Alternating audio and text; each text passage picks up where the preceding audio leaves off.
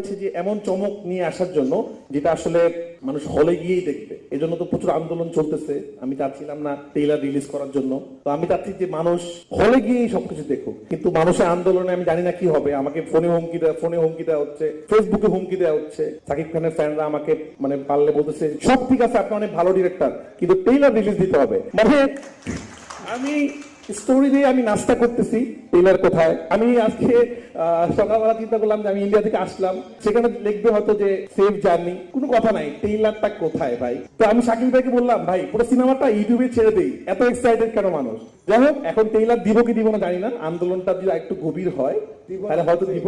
এটা একটা বড় ব্যাপার, একটা সিনেমা টিজ দেখার পর বা গান দেখার পর আপনারা এত দর্শক এত এক্সাইটেড যে আর মাত্র 3 দিন আছে, কিন্তু ওরা আরো অনেক কিছু দেখতে চায় আসলে। তো আমি প্রথম থেকে আমার স্বপ্ন ছিল যে আমি এবার নিজেকেও বড় করবো, বাংলা সিনেমাকে বড় করবো, কারণ আমার কাছে মনে হচ্ছে যে আমরা সবসময় সিনেমা বানাই কিন্তু